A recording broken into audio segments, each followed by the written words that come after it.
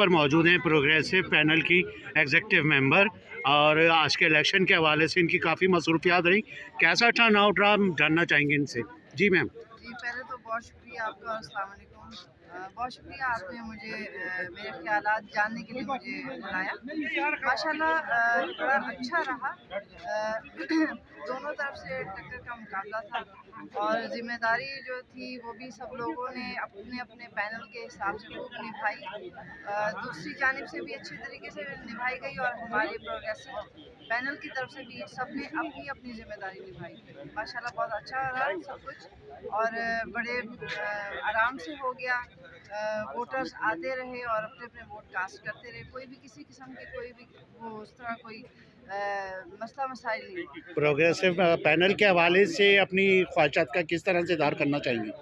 जी, मैं ये कहना चाहूँगी कि जीत और हार तो अल्लाह ताला जिसको देता है वो तो उसी को नसीब होती है।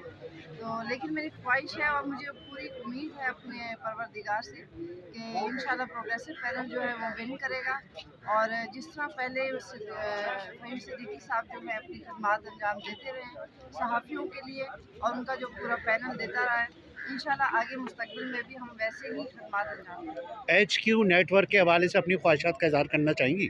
जी, माशाल्लाह HQ नेटवर्क को मैंने देखा है, बहुत अच्छा जा रहा है और सच को आगे लेकर आ रहा है।